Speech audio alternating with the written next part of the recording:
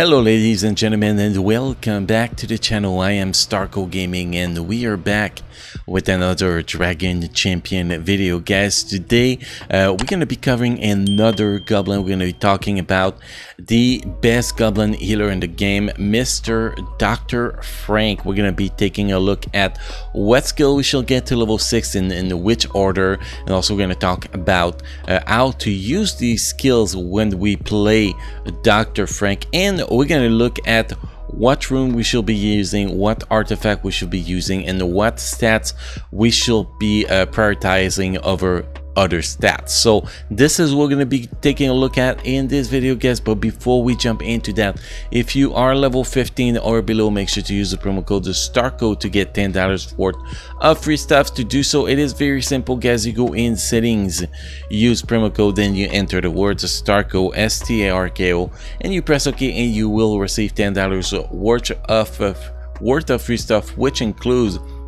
500 track coins and 250,000 golds, which early on, you know, at level 15 or below, it is a lot and will really help you in progressing into the world of Dragon Champion as fast as possible. So guys, promo code STARCO. Also guys, I forgot to mention in the intro, we will also be showcasing Dr. Frank in a gameplay. As always guys, this is a new setup of our review for a few weeks now. We talk about the characters, then after that we jump into the gameplay, and we showcase the character in arena and tier 8 raid. So we're going to be doing the same today. So let's jump into Dr. Frank and let's take a look at his skills first. So first is passive emergency call. If a goblin ally attack an enemy with shock, another random goblin will be called to assist. If the attacker is Dr. Frank, 2 random goblin will call to assist. This effect can work once per turn, so this create a lot of attacking shit, man. This kind of actually be ridiculous with that in pretty much in the arena or battleground. Sometimes the other teams don't even get a chance to attack before they're all dead. It's actually quite crazy. So this is actually a very important passive, and you can see here, if you remove that, you lose 25% chance to call random goblin to assist, and if the attacker is Dr. Frank, 2 random goblin will be called to assist. You lose that. So this ability is so important to get to level 6. I don't know if we're gonna put in the position number 1 to get to level 6 yet, but definitely this is one of the most ability to get to level 6. Second ability, we're going to talk about the healing charge. Restore 350% of Dr. Frank magic damage to shield of allies, and restore L to all allies equivalent to 50% of restore shields. Now if you get that down, you lose 70% shield restore, which I think it's very important to have. So I think that this ability, like the passive ability, is going to be very important to get to level 6. Next we have this second skill, Iron Them Flat. Deal 300% magic damage to all enemy and inflict shock for 2 turns. What's important in this skill is the shock. It's not the damage. The damage is great, but the shock is way more important. So having this ability to level 6 to level 5 will not change anything. So level 5 of this ability is totally fine here. And then if we move to the basic skill, basic ability, which is Electric Shock, deal 220% magic damage to an enemy, inflict shocks for 2 turns. If the target is inflicted by shock, they are affected by daze for 2 turns. And if we remove that, you lose the 20% to inflict shock, and you lose 40% magic damage, which does not matter, but the inflict shock is really matters. So this ability too, we will want to get it to level 6, but if you can only get 2 ability to level 6, this is the third ability you don't have to worry about if you don't have to scroll. Yes, obviously it's better if you get it to level 6, but it's fine if it's only at level 5. So the priority for this skill is priority number 1, emergency call. This ability is the most important ability to get to level 6. Priority number 2, healing charge, second most ability to get to level 6. And then third priority, electric shock. And then if you really want to do it, in the last position you have Iron Den flat. So this is how you do with this guy. Now, how do you play this guy? What is the most important skill rotation here? But it's pretty simple, guys. Second skill on cooldown is top priority unless somebody needs a heal. Then the third skill is gonna be taking priority over the second skill, and then you use the first skill as a filler.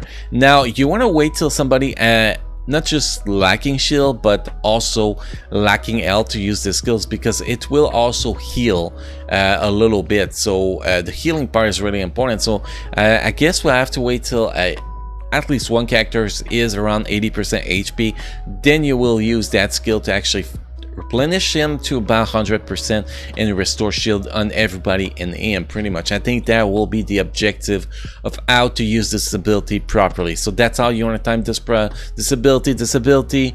When it's time to use it, it's time to use it. It's #1 priority in a specific scenario like we just talked about. Other than that, the second skill is #1 priority, so we can put shock on everybody if our potency is high enough and actually get a lot of follow-up attack from other goblins whenever a character with shock get attacked. Pretty much that's the important part. So this is how we play these characters. Now we're going to talk about runes. Let's jump into the runes. So here we have two ways to actually build these characters. We can go full potency runes, 6 potency runes, which can actually work pretty good if you don't have good secondary stats potency on your runes, or you can go 4 speed with 2 potency, so you can get more speed out of him and still have a pretty decent potency. Personally, I went for 4 speed to 2 potency, so you can attack as often as possible and create more shock on the target and all that. You know, you see the pattern here. But if we talk about primary stats and secondary stats, let's start with the primary. First primary, speed.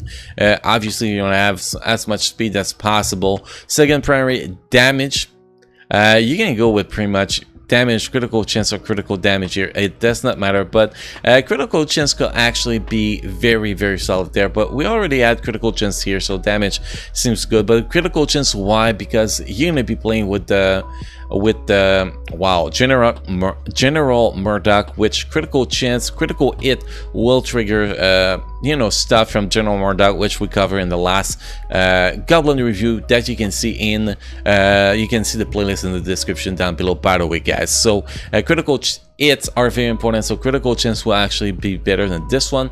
But this is what I got. I spent like 45 minutes in the rune shop refreshing over and over on the test server to actually find a rune that I could put there. RNG was not with me, so that's the best we could do. And then the last one, obviously, potency. So northwest primary, you cannot go with anything else than potency, and northeast primary, nothing else than speed. Now this one, you can go damage, critical chance, or critical damage. They all can work, but critical chance will be optimal. Now if we talk about secondary stats, you can see here potency and speed is going to be the top priority. Anything else can be useful. Critical chance is actually the nicest one as a third skill, but damage can actually be also solid, because damage will increase your the shield size, so it's actually very important too. But critical chance is still a little bit better, because well, it will counter, it will give your team more turn meter, pretty much, if I remember right. So it's very important. Anyway, potency and speed is the most important here. You can see 3% potency, 3 speed. Here we have another 1.56 potency, we have 1.53 potency, 7 speed. Speed, I'm missing potency on this one actually, but 10 speed, that's why I went with this one.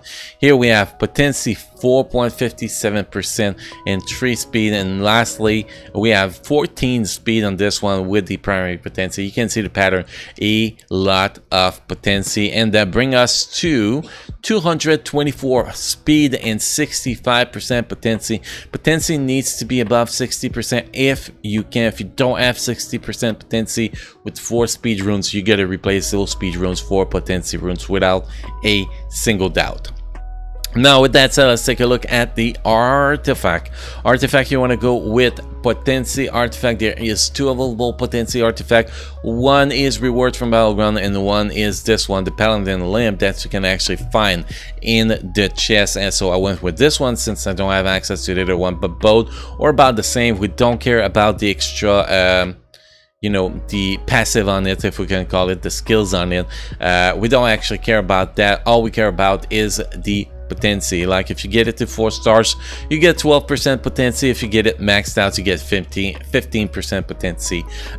So, and if you get it, I think it's 10% potency at 3 stars, which is still pretty decent. Basically, you want to get at least 8% potency from your artifact to help him as much as possible, but potency artifact is the most important for him. This is really what's going to be a game changer for him. You can see here we get 12%, so without this artifact we were around 53% potency, which will be way too low for him. So with this artifact, that really brings us to a very comfortable level. So this is how to build this character, guys. If you have any question, feedback, comment about that, how to play him, how to build him, you know, if your rune setup is okay or stuff like that, let me know in the comment section, guys. As always, next we're gonna be jumping into some gameplay, guys. Arena, we're gonna get our ass kicked because I'm stuck in position number 1 and there's just not much I can do here, but we're still gonna try and see how I can actually compete against a buff Doom team, well, the buff demon team pretty much. So we're gonna go with the full goblin team here and see what kind of performances we can actually get from this team against this team. We're gonna set that on autoplay. I already do my testing on autoplay for Arena because that is really what most people will be playing Arena, and they want to be able to actually be able to compete in the arena on autoplay. So that will give us a quick idea if it's possible. So just autoplay, nothing special here. We're gonna apply some shock, and you can see we're getting some extra damage. The shock was removed now, so that kind of sucks. So once we get some more AoE, might be a more shock damage, but you can see they are killing my Dr. Frank pretty early here. So it's definitely not optimal here. Yeah, this team does not seem very competitive, at least on autoplay here. Again, the buff Mordoom demon team is just so OP. The only team that can actually really compete against this team is the buff with Garrett setup. I think that's the second best setup here that can actually in the game. And if you don't have one of those two teams, you're pretty much screwed. There is nothing you can do, and that's what this team is going to be the same. It's just not going to be able to compete against that, which is sad. I think that we really need more diversity in Arena. It needs to be more about, you know, how you play your characters and not using the most powerful characters, in my opinion. So I really wish they would actually do something about that, but it is what it is. Next, guys, we're going to be jumping in the guild raids. We're going to open a raid tier 8. Okay, there we go. It did not want to open, so let's start this raid here. Start the raid immediately, and we're going to test this team against two teams, this one and this one, so you guys can actually see how this shock actually trigger more attack pretty much. Now the best phase you should be using this demon team is actually the phase 4 in the raid, because that phase, the demon team is literally the best team to fight there, because so much they attack so much, and you know, it's not about TMR, but it's about them you know, attacking the same target over and over like a million times per turn, which really give them an advantage. I think it's the only team so far I've seen being able to do over 10% damage against the dragon on phase 4. But we cannot pass, you know, really fast phase 1 to phase 3, because they fix the characters that will one-shot every phase on the test server, so we cannot do that anymore. But still, phase 1 and phase 2 will give you a really good idea of what they can do. So we're gonna start with attacking the first target here manually, set my autoplay, set the target, and then we're gonna switch that to speed and number 4, and you guys can see the magic here. It's actually does quite a lot of damage in this phase too. Now, yes, we have to deal with the town. That's kind of normal, but that's fine. We still get some AoE damage all around the place, which is still does some damage to Mr. Soleus here. And you can see he haven't got to attack in a while. Now we have the blind, which totally suck, but that's going to be out of the way pretty soon. There we go. It is out of the way. Now we got the shock, so we're going to be able to take care this guy if he stopped dodging me, man. Jeez, that's actually pretty bad right now. Okay, there we go. Now we're going to switch the target back to the boss. You can see already down to 5%. Now we're going to get... he does not have shock on him, so that kind of sucked there. That reduced the amount of damage we're going to be able to do against the guy, to be honest. But we're still doing pretty decent. He threw that around again. We're going to reset, you know, the blind of the target. Pickwall died. That's a lot of damage we just lost, but you can see we're already up to 10% damage, which is actually pretty damn solid. No shock because the tenacity gets so high here. So obviously if you're gonna build Dr. Frank for raid, you definitely should be focusing on giving him close to 100% potency, so 6 potency runes to be able to attack more on Soleus pretty much. But if you're going to be building in for Battleground and everything around, well, the build we have here is the best build. So you can see we're going to be doing up to about 15% damage here, which is actually pretty solid considering we lost Pigwall, which Pigwall can actually crit for like 70,000, which is actually quite crazy. But yeah, we are still doing a lot of damage here. And you can see when the town does not drop on Atom, we do lose a lot of damage. So we did 14.77% here, which is not really optimal. That was not a very good run. Obviously on manual play, I will have done a lot better. Probably could have done 20% the turn meter, the Hellbar, the boss here. Definitely. So this is a very solid team for this fight.